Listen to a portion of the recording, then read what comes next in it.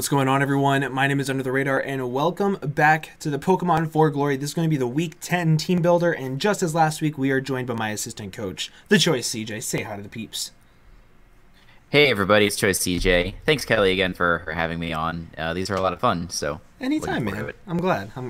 I also appreciate all you guys going over and checking out CJ's channel. I promise you, you won't regret it. If you decide to do it after this video, you won't regret it. Fantastic channel. Strongly urge you all to go check him out. Oh shucks. But on a completely different note, this is week 10. We are facing somebody that I have kind of a little bit of history with in the P4G. We are playing against Sycamore and the Paris Politoeds.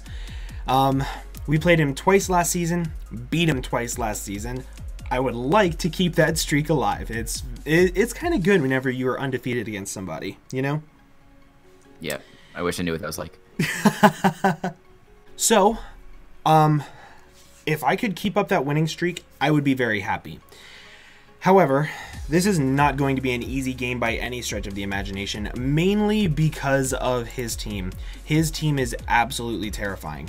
He has, shoot, I actually don't want to go onto his page because I don't want it to spoil anything, but it's whatever.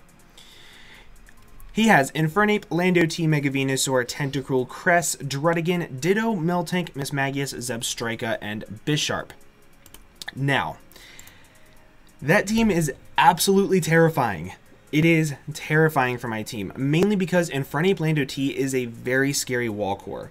What do you think is the most threatening thing against me, CJ? So, I think honestly Cresselia is a huge threat against you. It's a good defensive check to a lot of your mons like Medicham. It can take hits from like a Choice Scarf Darm if it really needs to. And because you don't have a Dark type on your team, he can pretty freely run Rest Talk plus Psychic. And that thing can snowball out of control really quickly. Definitely. And then like just offensively, like just on paper, Landorus is really scary versus you because you're not really great versus ground. But I think on the bright side, Landorus doesn't have a lot of good opportunities to set up versus you. So you've got that going for you. Yeah. I also think that one of the best things that he could bring on Cress is like a Rest Talk Cress, not a Moonlight, like a Calm Mind, Ice Beam, Psychic Moonlight Cress. Just because that would get rid of Toxic, and if I wanted to run like Toxic on my Mega Medicham, that would prevent me from being able to do that. I also think that that would be better than like a sub Rest Calm Mind Psychic. So I definitely think that Rest Talk Cress is the most threatening thing in general against my entire team. Yeah, I absolutely agree. So, whenever we started talking about this team, there is one threat that he doesn't have the best answers to. And that's Linoone. I never thought I would say this against a team so quick after me getting back. I thought this would be like a meme later on whenever whenever like playoffs are guaranteed or something. But he really does not have much for Linoone, especially considering the fact that the vast majority of his team is a very bulky draft, and it makes it difficult for him to prevent me from setting up. I can set up on some of his most guaranteed brings, the biggest one being Cresselia. And at +6, E-Speed destroys all of his offensive mons, and it can easily OHKO or 2-hit KO all of his walls. The hardest thing it is for me to 2-hit KO is Cresselia, which with the Shadow Claw I guaranteed 2-hit KO, and with the HP investment I have, Psychic does a max of 38%. So that guarantees that I can set up, get back up to full, and then take like at least 2 Psychics. So that is a huge plus. I forget what I had Seed Bomb for. Yeah, I'm not sure. I guess Regirock. Regirock. That's what it is. Because I think I said he had Ditto in the team thing that I was talking about. But no, he actually has Regirock over Ditto. He dropped it, but it's not updated on his team page yet. So Seed Bomb is for Regirock, Shadow Claws for Cress, E-Speed for everything else. Fun fact: if he's like max HP Lando +6 after Stealth Rock OHKOs him, like that's wild. That's stupid. That is so stupid. I love it so much. So I'm going to try to be building this team around trying to get this thing in to set up. And there are a couple really good ways to allow that. Which way do you think is the best way for me to get this thing to get set up? Whatever you think it is, I'll talk about that next.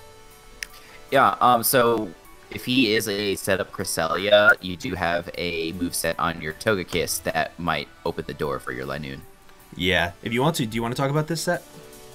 No, I'll let you talk about it. Okay, so... You kind of were the architect of this, so it makes sense. Yeah, so this set, it outspeeds Adamant Max Speed Lando. So if he's like Adamant Rock Polish, before he sets up and gets too out of control, I can get off a really powerful Air Slash with 52 special attack EVs and a Sky Plate. It does about 40% or so, instantly putting him in range of Ice Punch from my Rhyperior, or a plethora of other hits that I have on my team that you will see later.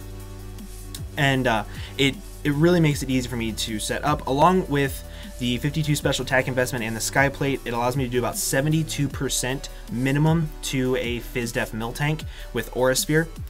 This speed investment also guarantees that I outspeed Bisharp, and that is one of the bigger benchmarks that I wanted to make sure I hit, other than the Adamant Lando. Just because Bisharp is so threatening versus my team. If it sets up a Swords Dance, I could lose right on the spot if I wasn't bringing this set with Aura Sphere.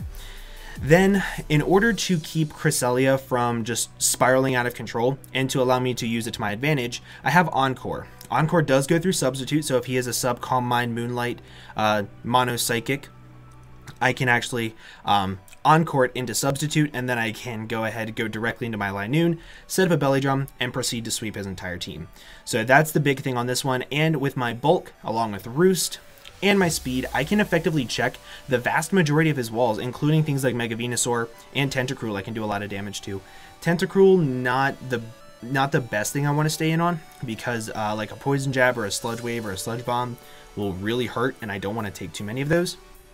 Especially because I do need this thing healthy to take on Cresselia. That is the biggest thing. But ultimately, this is going to be my biggest way of opening up the door for Linoon to sweep him. He's going to see that he'll have plenty of opportunities to come in with this Cresselia on my team. He could bring it in on Rhyperior, the Quillfish that you see, Mega Medicham, or technically even my Dragonite if I wasn't the set that I am. Speaking of Dragonite, I do want you to talk about this Dragonite because you were the one that suggested this. Yeah, so it's a tough call between like a setup D-Knight or a banded D-Knight. But D-Knight, you mentioned it earlier, he has a very bulky team, and that's the sort of team that Dragonite with a Choice Banded set just loves to eat. Like, it does so much damage with Outrage, so like a full Fizdef Outrage does like 47% min or like 48% min to a Cresselia, which is just out of control. Yeah. And like, you know, he just doesn't have a Mon that can take a hit from it. Bisharp doesn't want to take a Banded Outrage. Lando doesn't want to take a Banded Outrage. So, like, because we already had the Linoon as the setup sweeper, like, I thought it made more sense to have you know, something just to poke holes.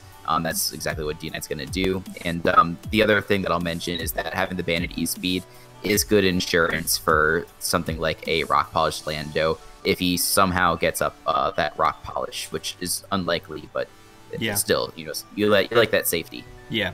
And what's also really interesting to note, he does not have a Fairy type. And if he doesn't bring Bisharp, I have no problem with clicking Outrage turn 1. Well, turn 2 or 3. Yeah. Yeah. I mean, even so, I don't think Bisharp takes less than 50. No, it doesn't. If I'm not mistaken, hold on. I'll tell you exactly what it was. Because I remember calculating this and being like, holy crap.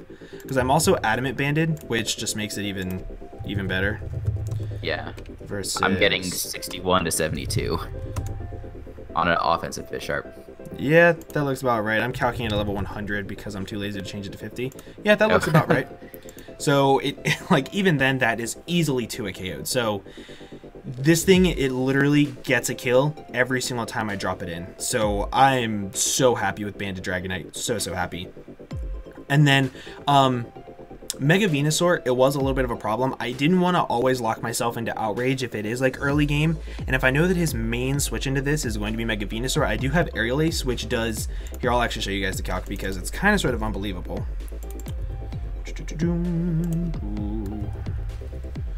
When I first did this calc, it made me so happy.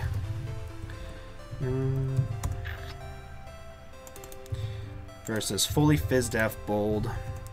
Aerial Ace does 59 to 70, so it is a guaranteed to a KO, which that's really, really nice. And if it forces him out, then he's going to be taking more Stealth Rocks damage whenever he comes back in, instantly putting him in range of 1 Air Slash from my Togekiss. So that's... Ultimately, this thing is going to break down every single one of his walls, and I love that.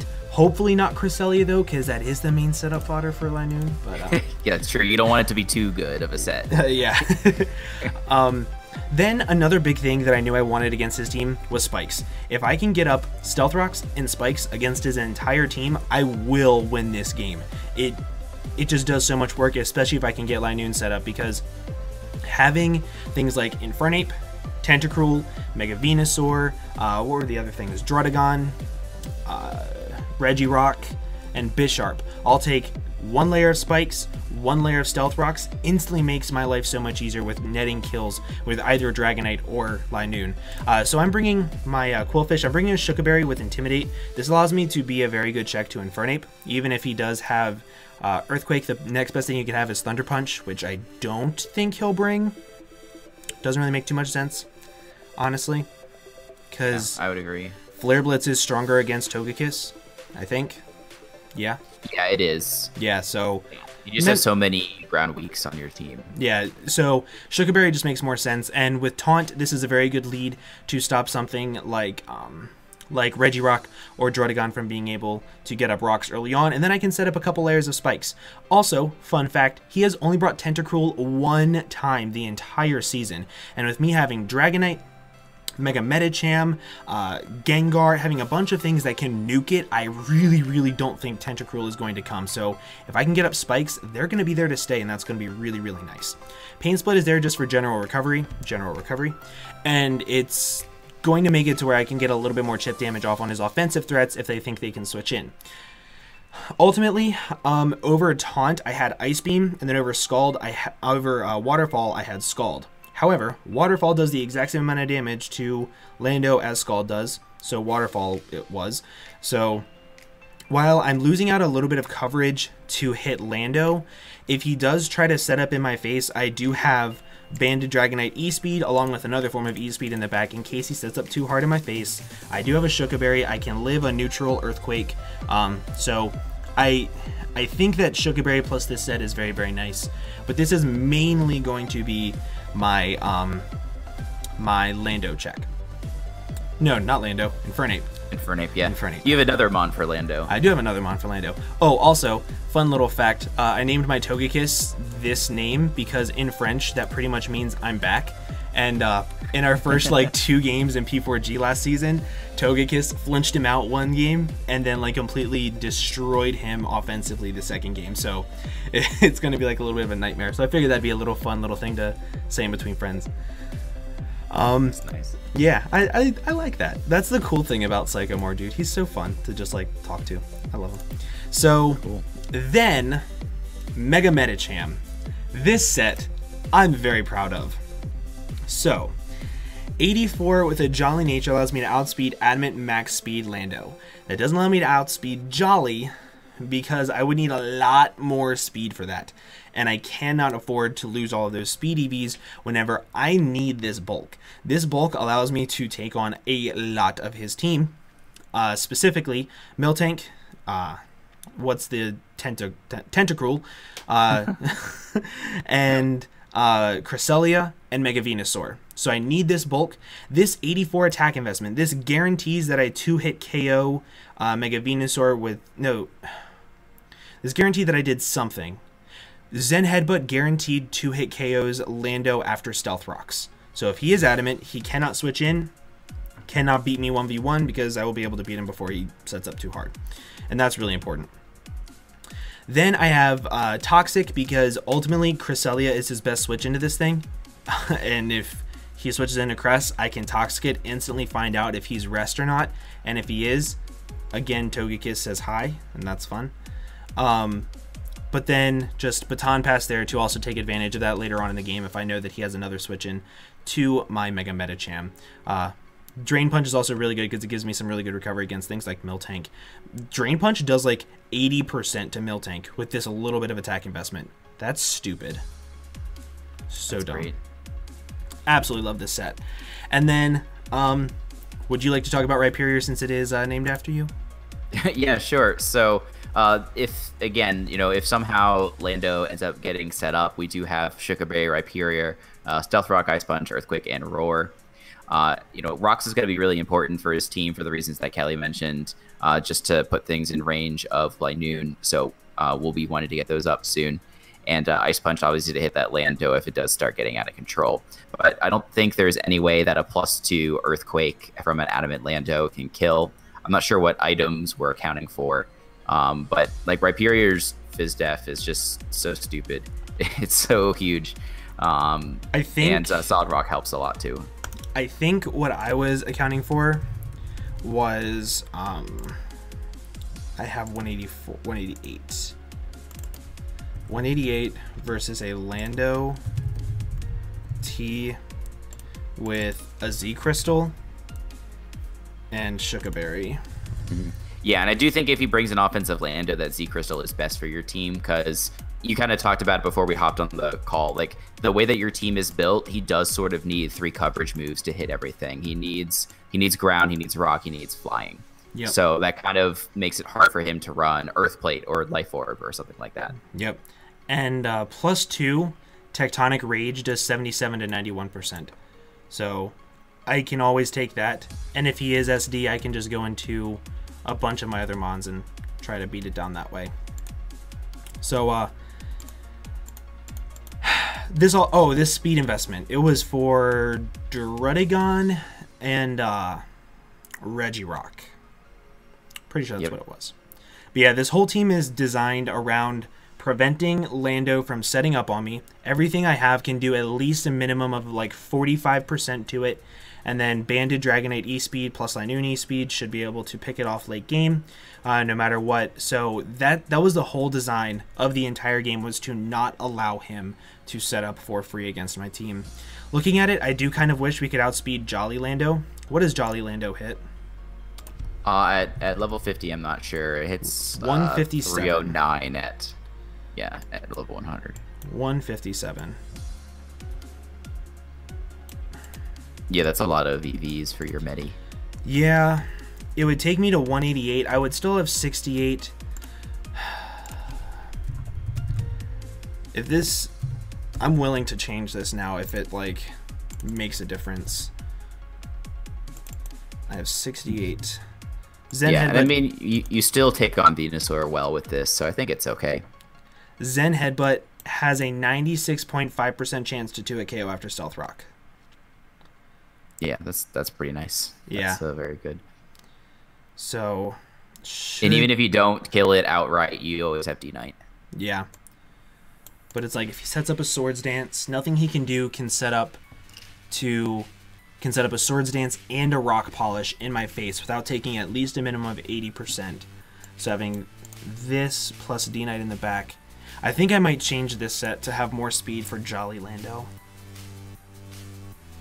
I think I might. I think that's perfectly fair. And then does the 68 with Zen Headbutt and Drain Punch. That should still allow me to net kills on things like Miltank. Drain Punch still does 65 to 77 to Miltank to Venusaur - Mega. The standard defensive set with Bold. Zen Headbutt does 65 to 78. Nice. So it's like 31% chance to OHKO after Stealth Rock and 1 Spike. So I think I'm fine with that. So just put the little extra speed and keep the attack the same. Yeah. Yeah. It's like 20 EVs less, but I definitely think it's worth it. Yeah. Just as a precaution. Yep, I'm gonna make that change right now. I think that makes me feel a little bit better, knowing that now just pure SD Lando doesn't beat me, because I have, like, Jolly SD Lando doesn't beat me. Yeah, yeah. Cool. Okay, so that is the final team that I'm going to be bringing in week 10 of the Pokemon 4 Glory against Sycamore. Thank you very much for CJ for joining me this week. I really do appreciate all of the help you give me. Realistically, guys, I don't know what I would do without CJ because he helps me with literally everything. Really great guy. Go check out his channel. If you do not, I hope you get sat on by a cactus. That would be really painful.